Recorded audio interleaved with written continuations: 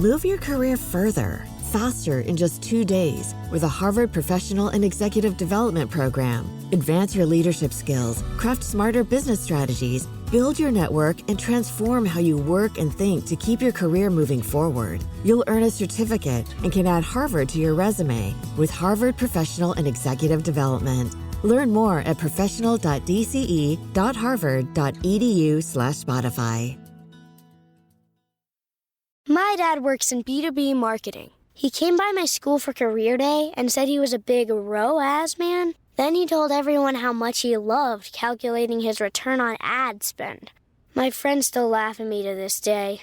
Not everyone gets B2B, but with LinkedIn, you'll be able to reach people who do. Get a $100 credit on your next ad campaign. Go to linkedin.com/campaign to claim your credit. That's linkedin.com/campaign. Terms and conditions apply. LinkedIn, the place to be, to be. What up, y'all? It's Joe Budden, here to talk about Prize Picks. Prize Picks is the best place to win real money while watching football. You can get up to 100 times your money. Prize Picks will give you $50 instantly when you play your first $5 lineup. You don't even need to win to receive the $50 bonus. It's guaranteed. Just download the Prize Picks app and use code SPOTIFY. That's code SPOTIFY on Prize Picks to get $50 instantly when you play a $5 lineup. Prize Picks. Run your game. Must be present in certain states. Visit prizepicks.com for restrictions and details.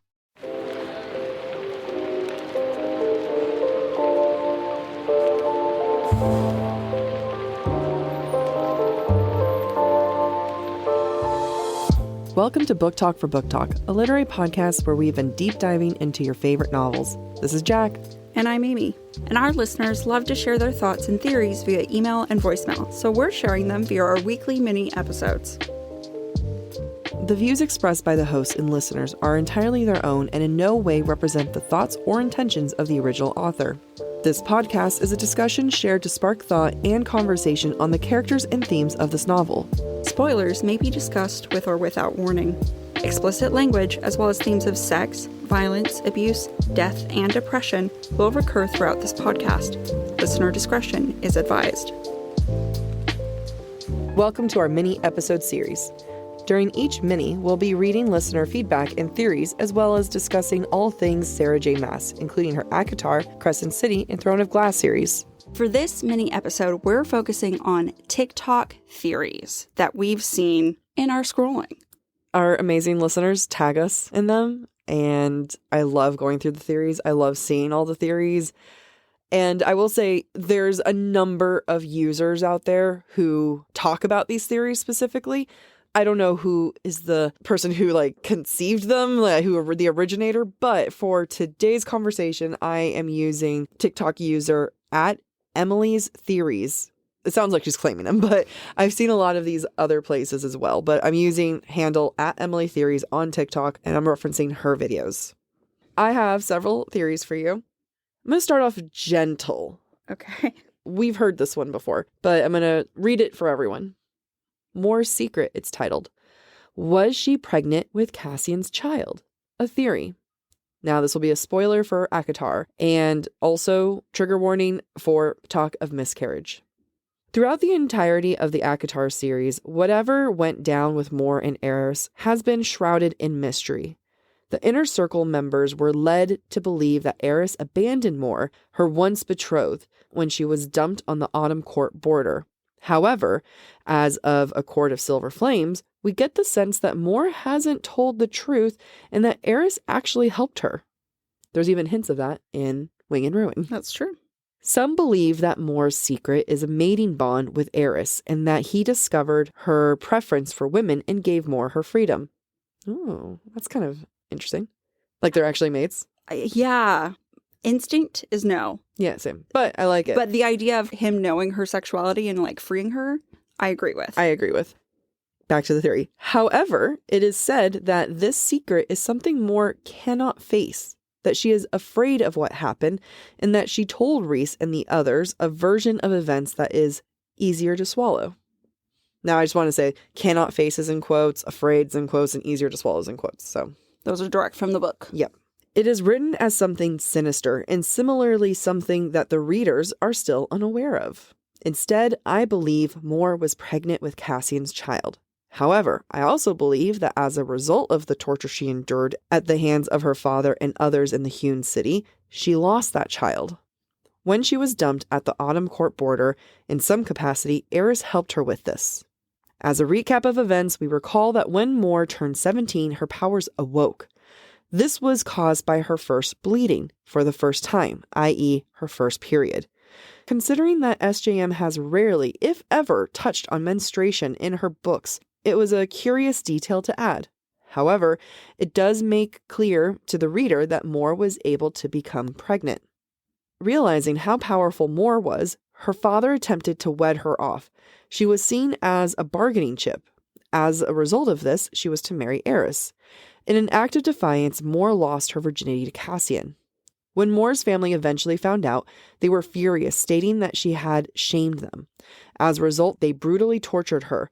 They then dumped Moore on the border of the Autumn Court with a note nailed to her womb. Not on her belly or her abdomen. SJM explicitly specifies Moore's womb, where a baby would have been.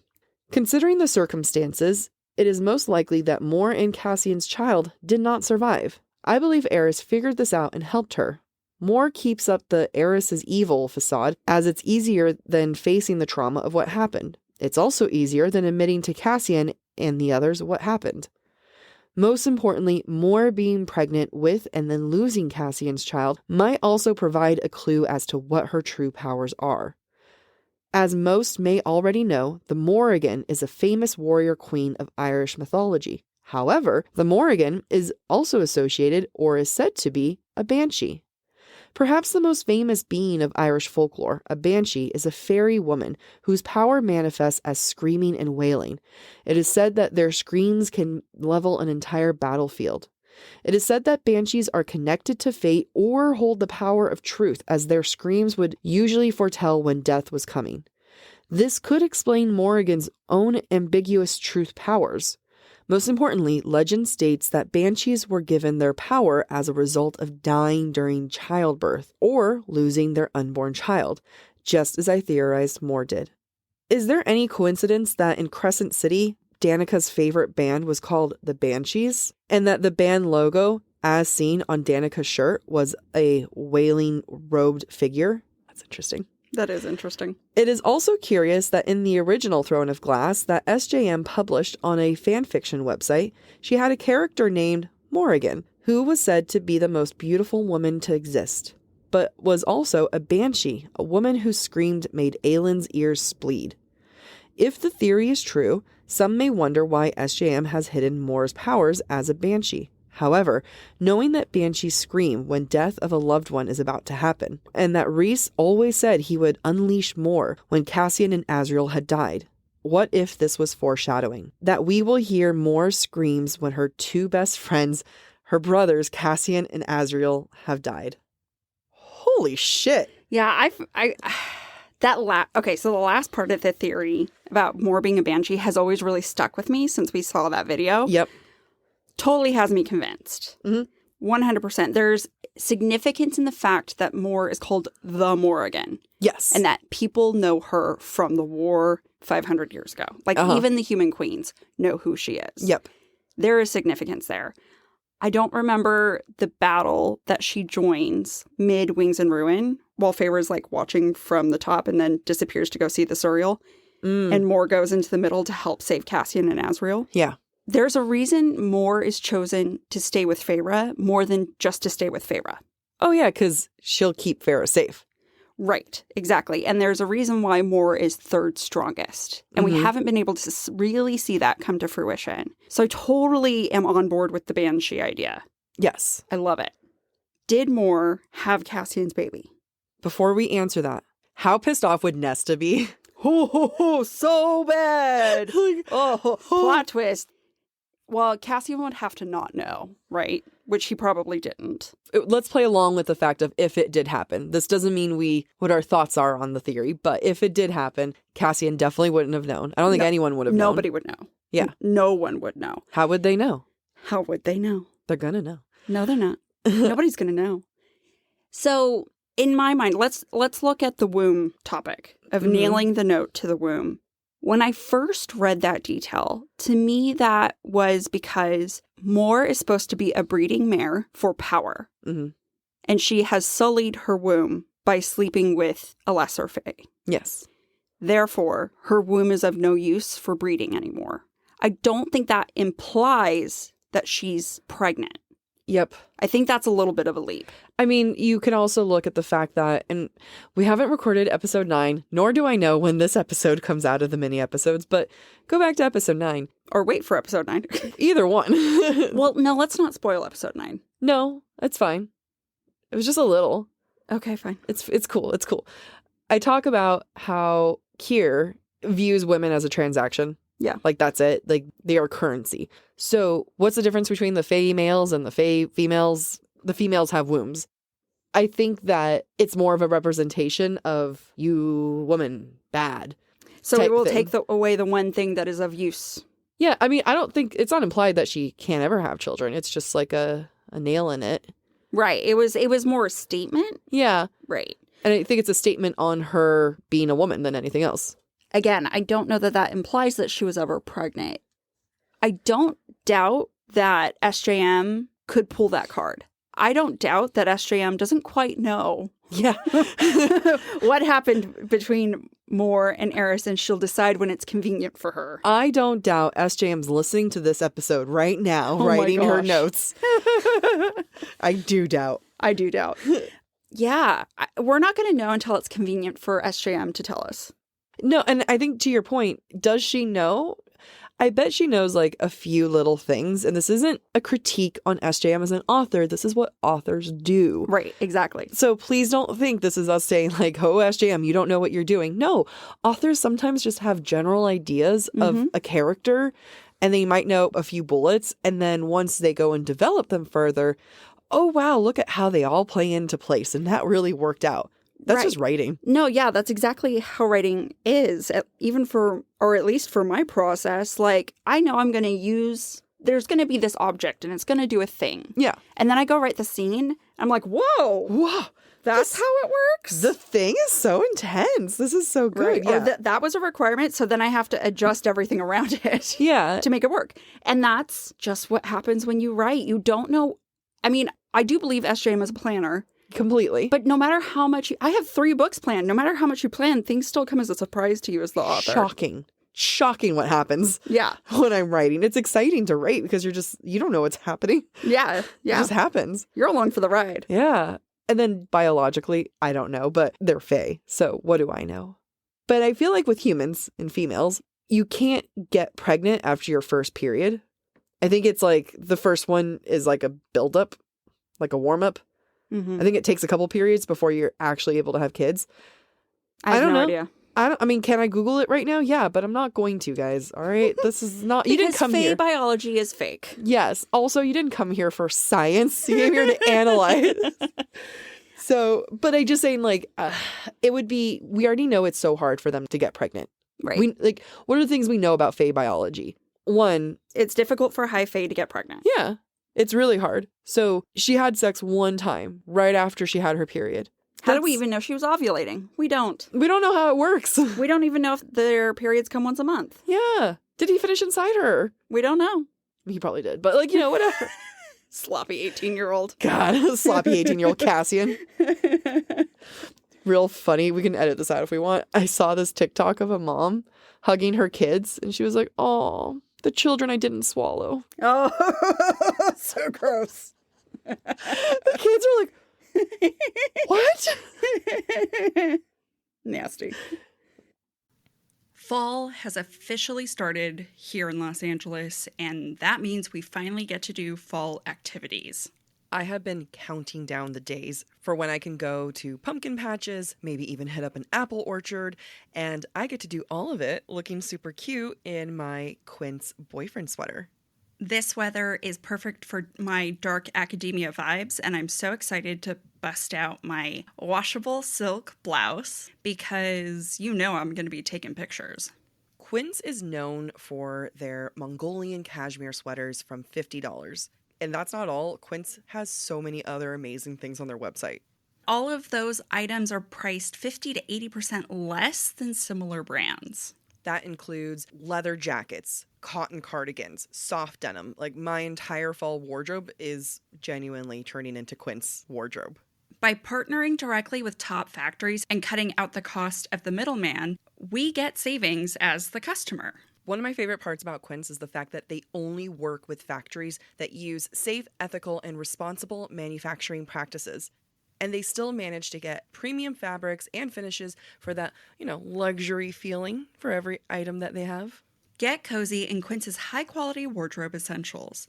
Go to quince.com/booktalk for free shipping on your order and 365-day returns. That's Quince, QUINCE.com/booktalk, BOOKTALK, to get free shipping and 365-day returns. That's quince.com/booktalk. Move your career further, faster in just 2 days with a Harvard Professional and Executive Development Program. Advance your leadership skills, craft smarter business strategies, build your network, and transform how you work and think to keep your career moving forward. You'll earn a certificate and can add Harvard to your resume with Harvard Professional and Executive Development. Learn more at professional.dce.harvard.edu/Spotify.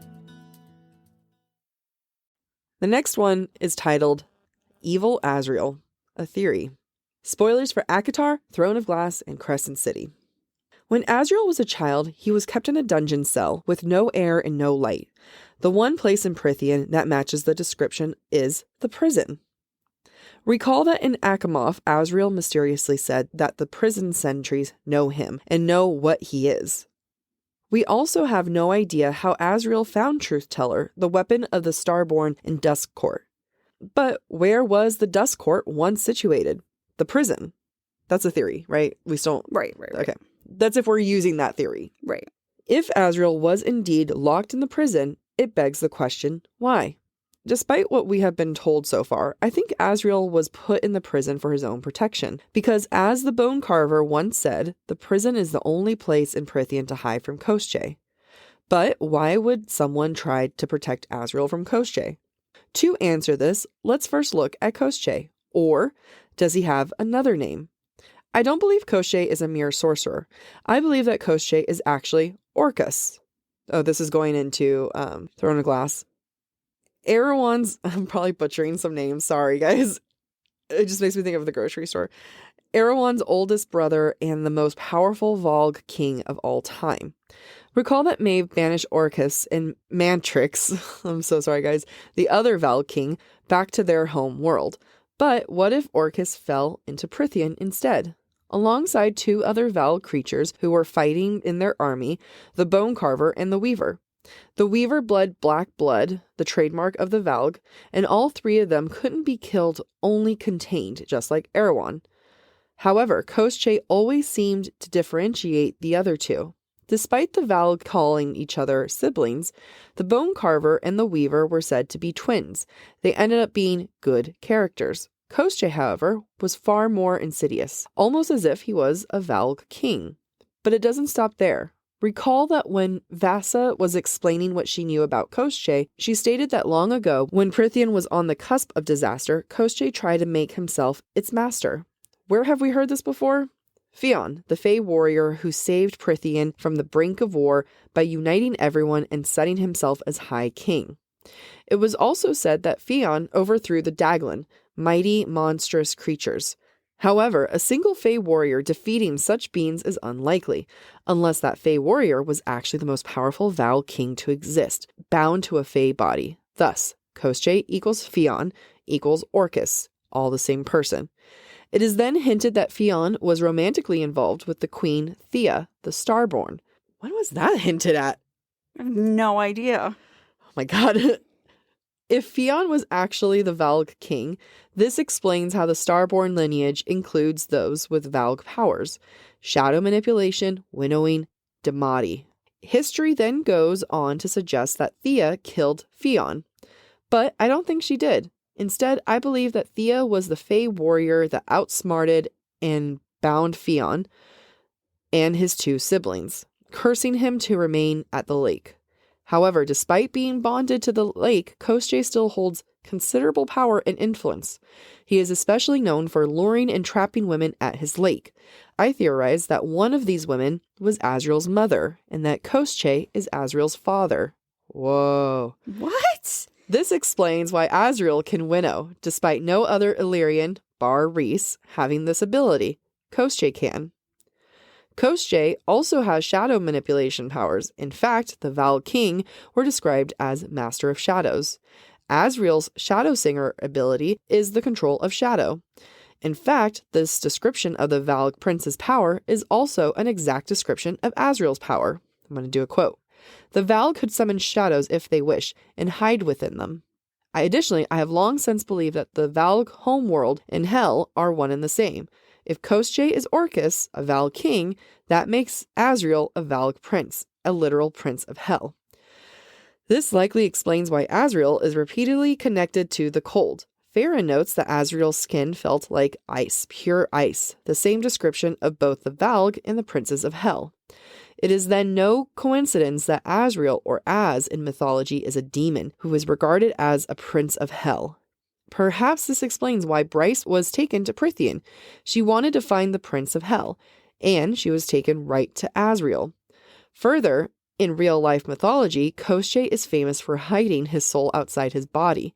This is why he is known as Koschei the Deathless, as unless they find his soul, he cannot be killed. Very Voldemort. What if he hid his soul, or part of it, inside Azriel? Oh my gosh, this knows no end. As seen in Throne of Glass, Valg souls are described as shadows. Are the sentient shadows attached to Azriel quite literally? Koschei, the same shadows that whisper to Azriel just as Koschei whispers to others throughout Prythian? I mean, is it not interesting that Azriel's shadows, despite light and fire, the two things the Valg hate most? It begs the question, is Koschei able to process or manipulate Azriel? Recall that in Throne of Glass, when a Valg prince/king possess someone or use their powers, it causes headaches. This is one of the key signs. Who has been suffering from headaches? Azriel. This is a quote here. Elaine bit her lip and smiled sheepishly. It's for the headaches everyone always gives you. Fuck. All right. In fact, in Silver Flames, Koschei quite literally admits that he has been preparing for Azriel for months. And is it not curious that we don't actually see Koschei's physical form? That we have no idea what he looks like other than a shadow? Thus, I believe that Azriel will become the next villain, the next evil character, not necessarily out of his own desire, but due to Koschei's influence, or rather, Orcus' influence, the most powerful being in the universe. With this in mind, is it then not interesting that the cauldron gave Elaine a mate who possesses the power of both light and fire, the two things the Valg hate? And that a certain Shadowborn queen just arrived? That's Bryce. With powers identical to Yuri Towers, the lady who can rid the Valg inside of someone, who tore a Valg king to shreds with her starlight. And she has a sword that can kill them? Yeah, that was it. That's a lot. Woo! Okay, I don't know all of the Throne of Glass references. But you can get the Throne of Glass, Valg, creepy evil powers, right. Black Blood. So I have a lot of thoughts related to this. One, because I've always suspected Rhys to be Valg as well. A lot of people do. And he is also associated with cold a lot in Mist and Fury. Yep. So I see that connection. But let's rewind way back. Azriel was kept in the prison.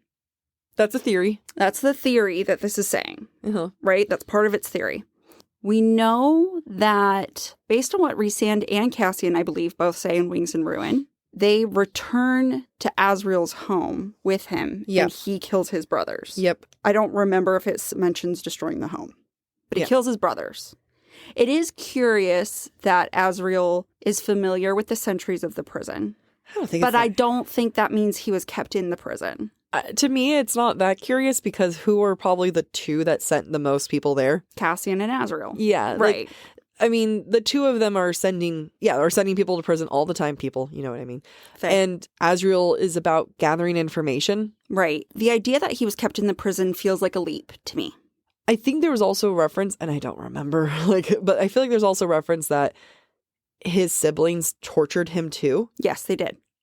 That means they would have to go all the way to the prison to torture him. Right. I think that he was easily accessible. I mean, that was how he got the scars on his hands. Right. When he was 8 years old, his brothers took him out and set his hands on fire. Yeah. I don't think they went to a prison to go get him for that. I agree. So scrap that. Sorry, but we're Sorry, scrapping Emily. it for now. There was so much in that theory. I know. So let me try and catch my thoughts. I do agree. I also think that Queen Thea was the one who imprisoned bound Koschei the Weaver and the Bone... Well, not the Bone Carver, but Koschei and the Weaver. I agree with that. We talk about that in our regular season. All the stuff about who Koschei really is, I have no idea because I haven't read Throne of Glass. I don't think we have to go into the origin of the Valg and who Koschei is and everything. But the idea that Koschei is Azriel's father? No, I don't think it can be because he's described as an Illyrian lord. Which means that, and if we know that he's half Illyrian, so that means the mother would be Fae. No, he's not half Illyrian, he's a bastard.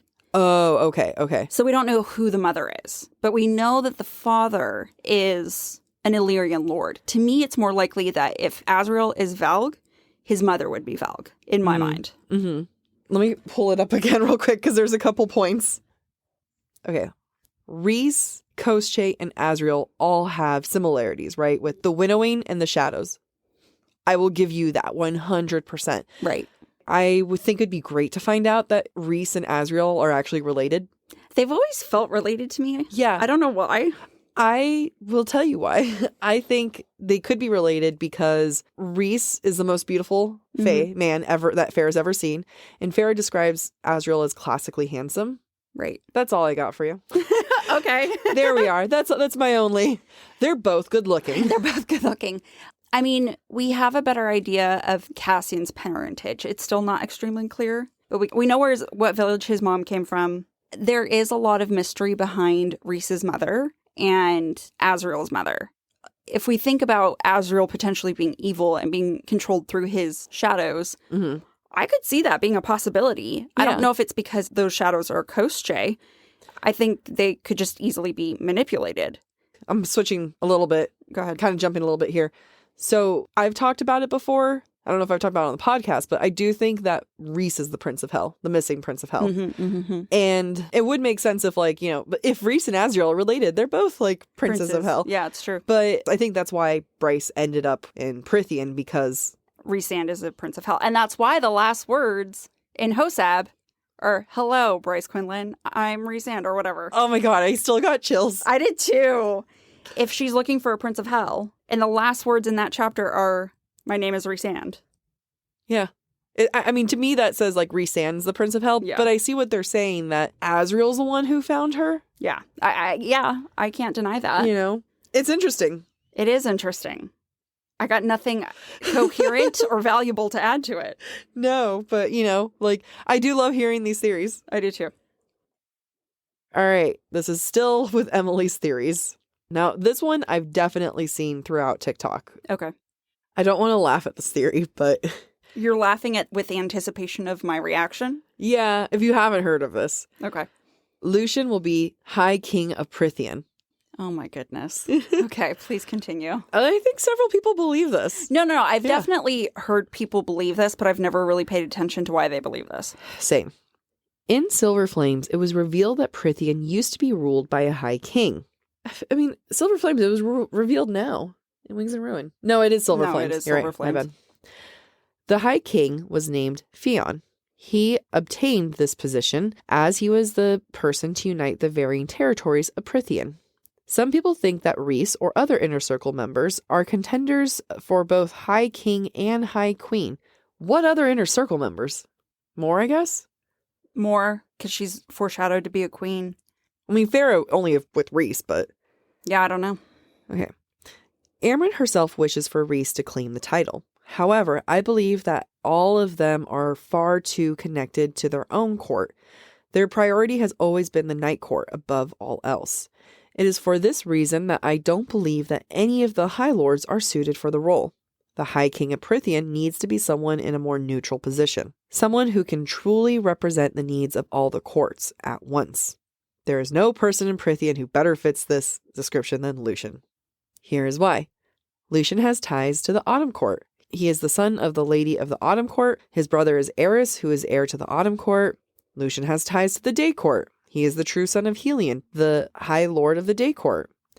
Lucian has ties to the Night Court. It's where his mate Elaine currently resides. He is close friends with the High Lady of the Night Court, Farah. And most importantly, Lucian has ties to the Spring Court. He is Tamlin's best friend. I mean, I think it's safe to say ex-best friend. No other character has the same connection to the Spring Court, despite it being one of the most important courts, both geographically and for its magic generation. If it ever came down to a vote, Tamlin would likely vouch for Lucian. In fact, during Lucian's time at the Spring Court, he was appointed as its emissary. This meant that Lucian spent years meeting with individuals from other courts, settling political matters and forming alliances. Thus, Lucian is already well acquainted with the high lords of the remaining courts. On top of that, Lucian also has ties to the mortal lands of Prythian. He is close friends with Vassa and Jurian. They both call themselves the Band of Exiles. Such a loser name. It's true. We'll get to that. Band of losers. In fact, as of Silver Flames, Lucian is residing in the mortal lands with his two friends. Thus, there is no one more connected, more grounded, more fair, neutral, and kind, and more suited to the role than High King Lucian. If this theory is true, one has to wonder who will be Lucian's queen. Although there are many great possibilities, I believe it'll be Vassa, Lucian's friend.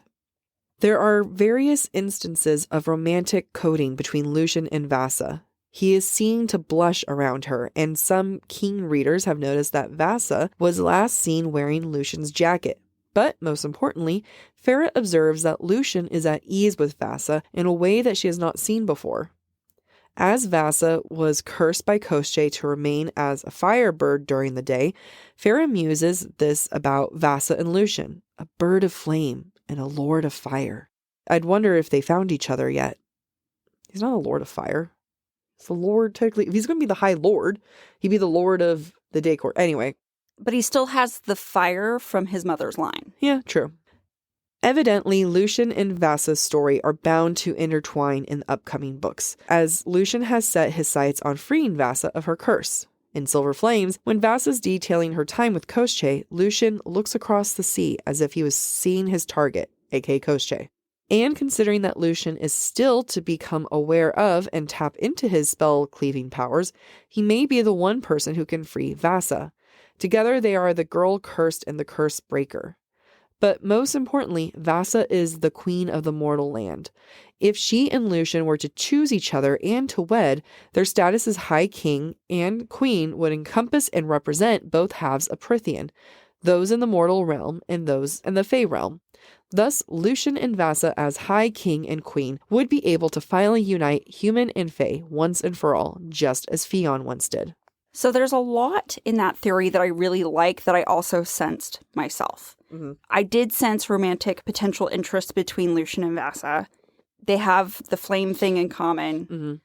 I did also find it ironic that he's become friends with a human when he used to mock Farah for her humanity, which is a nice little, twist. Yep. His two best friends are both humans. Yeah, basically. But one's actually still human. Yeah. His mate was human. Yeah. It's kind of funny. I also agree with the idea that Lucian is most politically neutral. Yep. I recently started working on my episode 10 notes, and even Rhys respects Lucian for his political sense, mm-hmm. which I think is important. I think that's an important clue that's tied in. Does that mean Lucian's going to be High King? No. I don't think so. No. I don't see, honestly, how SJM could pull that off. Rhys is going to be High King.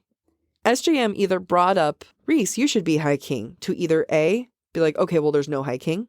Right. Or B, foreshadowing for Rhys eventually becoming High King. Right. And I'm in the camp of I hope there is no High King. If there is, Lucian will be like his person to help unite everything. You know what I mean? Right. He'll be the emissary, or he'll be, he'll be some right-hand guy. Yeah. I can't see Lucian There's no world where Lucian's High King. Well, we don't know that. I mean, how many more books are there going to be? What journey is Lucian going to go on? Are we going to get something with Lucian's perspective in it? We don't know. The reason why I think there's no world where Lucian would be High King is the fact that people respect him. People don't fear him. Okay. Whereas they fear Rhys. Absolutely. Right. He would be a great, I mean, look, would Lucian be a great ruler? Yeah. Yeah, he would. He would be very fair. Yes. I think we're going to not get a High King. I do think that if we do, it's going to be Rhys, but I don't think we're going to get a High King. I think this is all being set up for Lucian being High Lord of the Day Court, and I think he'll be a great High Lord. Mm-hmm. Which is why when we get the Elaine book, Helion will die in that book. My heart. But he has to, because then Lucian will be High Lord. Yeah. You know what I mean? Like, here's my theory. I get the, like, Lucian-Vasa connection. I do. There's a lot of, like, flirting there. But as you'll discover in episode 8, whenever this lands in life, I talk a lot about, I think Elaine is going to be the one to pursue Lucian. Mm-hmm. I think that Vasa is being set up as part of that, like, reality check for Elaine. Mm-hmm. You know? I could see that. And I think Jurian will end up with Vasa. I was going to say, Vasa's in her own love triangle right now. She's got 2 guys. Yeah. Right? Like, she can pick whatever she wants. She can do whatever she wants. Yeah. Like, Elaine's in a love triangle with Gwen and Asriel, in theory. Right. Lucian, in theory, is in a love triangle with Vasa and Jurian. Vasa and Jurian, to me, make sense because Jurian was jilted. And I think that, like, it's going to be like another human queen that he's going to be like, do I give my heart to her? I don't know. Right. The last time it hurt so much. And, now it's going to be like, oh, shit. Yeah, I can. Yeah. And, yeah, there I am. Ta-da. Yeah. I think all I can say is I really hope Esham doesn't follow through with the High King or Queen storyline. I guess I feel like it cheapens what she's done with Prythian, and maybe for other people it becomes an elevated Prythian by uniting it, but you can't really unite. It's just very odd to me. I think the points about Lucian politically are 100% accurate, and the points about Lucian and Vasa being potential love interests also very valid and very likely. Yeah, I just don't know how we get from point A to B, though. I feel like I can see how Elaine's book is going to go. Mm-hmm. It's going to be in the aftermath of the 3rd book of Crescent City, right? Whatever fuckery goes down there, Elaine's book is going to happen right after that. Yeah, I agree. Guaranteed. I think at that point, we're going to get a lot of political upheaval, and it's going to be the aftermath is what their setup is going to be. Yeah. And maybe some Koschei stuff. Unless Koschei comes into play, a larger play into Crescent City, and unless he dies off there, then he'll come in there. But my theory is that Koschei comes into Crescent City, the 3rd book, plays a larger role. Once he's off, then the next book with Elaine is going to be more political, which is why Lucian's going to be a bigger part of it. And it's going to be a lot more overlapping and stuff. And, Elaine gets jealous of Vasa. Yeah. It'll be a whole thing. We'll see. God, there's so many years until now and then. Yeah. We'll just have to come back and revisit all this eventually. We'll be hi, future us. Sorry. In case any of our listeners are not aware, we are accepting and including audio recordings from you all to put into our mini episodes. How do you do that, you ask? I'm sure sitting in the car going, hey, Jack, that's a great idea. How do I do this?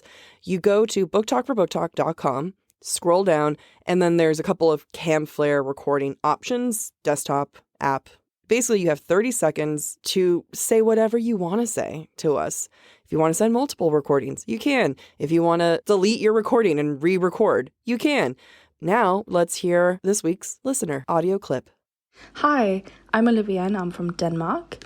So I have this add-on to the theory that Morrigan was pregnant when she was dumped on the Autumn Court border. And so it's just that Mor in Danish means mum. And I always found that so interesting. And I really think it fits in well with the theory. But I just wanted to hear your take on it. Thank you so much. I love your podcast and I love you guys so much. Oh my God. Oh, that was so sweet. Olivia, thank you. That's all these international listeners. I love it. Are we cultured? No, they are. No, okay. they are. But that is such a good... I did not know that. I didn't either. Mor means mother. Right. Wow. Well, now it's done. Because Morrigan, Moore. That is really fascinating when you think about the Morrigan potentially being a banshee, and it's usually from the loss of a loved one. So in this mini episode, I believe we discuss the theory of Moore being a mother or having been pregnant with Cassian's baby. Mm-hmm. We were saying like there's not enough evidence, although the banshee aspect is interesting and that's compelling. This kind of adds, I can see if SJM does lean into that. Yeah, it definitely adds another layer. You know, what I can also see is SJM, if not having made Moore pregnant in her history, having Moore become a mother. Mm-hmm. So we all know that Moore's bi, and you and I are determined for her to mate with a female fae. Potentially Emery. Yeah, I would love for them to have babies. I'm sure in Prithian there is fae magic for artificial insemination. Yeah, because Nessa's not going to let Cassian be that donor. No. No. Well, I more physically can't do that, as we've learned from Silver Flames. You have to be Illyrian to have an Illyrian baby. Oh, yeah. Well, I mean, maybe they'll have one Illyrian baby and one non-Illyrian baby. Oh, yeah, that's right, because Emery could have the Illyrian baby. Emery could have a baby. Moore can have a baby. Babies all around. So many babies. So many babies. Do you think anyone from Denmark, like their name, like no one's name is Moore? Because otherwise it's mom. At least it wouldn't be a nickname, right? Yeah. Could their name be Morgan? I have no idea. I wonder if people name their kid Morgan. That's an interesting question. It's usually Morgan. Mm-hmm. Morgan. Not Morrigan. Yeah, so Morgan, Moore. Yeah, I mean, I could see that. I mean, if I ever met a person named Morgan, they will be Moore to me. Absolutely. One of our friends, Amy, she was telling me that one of her friends named their son Draco. Oh, really? Yeah, and I was just saying, like, Book Draco is interesting because Book Draco is Hitler Youth, basically. Right, exactly. And I was telling her, I'm like, unless his name is Draco Fanfiction Malfoy. Or Draco the Constellation. Yeah, like, it's just kind of like, well, you know, there's two different Dracos. There's fanfiction Draco, and then there's Draco. And let's not go with fascist Draco. No, let's not. But thank you so much, Olivia. What a great thought. Your point about Moore meaning mother definitely adds to the whole Moore being pregnant thing. It's making me change my mind a little. A little bit. Yeah. Because we know that SJM picks names for a reason. That's what happens when you have smart listeners. Change your mind. They change our minds.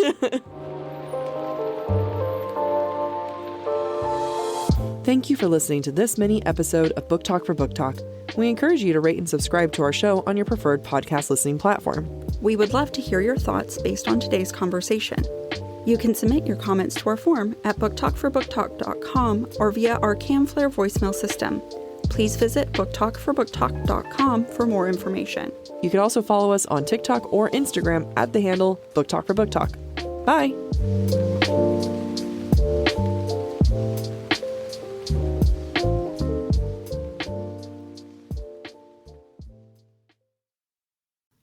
Fall has officially started here in Los Angeles, and that means we finally get to do fall activities. I have been counting down the days for when I can go to pumpkin patches, maybe even hit up an apple orchard, and I get to do all of it looking super cute in my Quince boyfriend sweater. This weather is perfect for my dark academia vibes, and I'm so excited to bust out my washable silk blouse because you know I'm going to be taking pictures. Quince is known for their Mongolian cashmere sweaters from $50. And that's not all. Quince has so many other amazing things on their website. All of those items are priced 50 to 80% less than similar brands. That includes leather jackets, cotton cardigans, soft denim. Like, my entire fall wardrobe is genuinely turning into Quince wardrobe. By partnering directly with top factories and cutting out the cost of the middleman, we get savings as the customer. One of my favorite parts about Quince is the fact that they only work with factories that use safe, ethical, and responsible manufacturing practices. And they still manage to get premium fabrics and finishes for that, luxury feeling for every item that they have. Get cozy in Quince's high-quality wardrobe essentials. Go to quince.com/booktalk for free shipping on your order and 365-day returns. That's Quince, QUINCE.com/booktalk. BOOKTALK, to get free shipping and 365-day returns. That's quince.com/booktalk.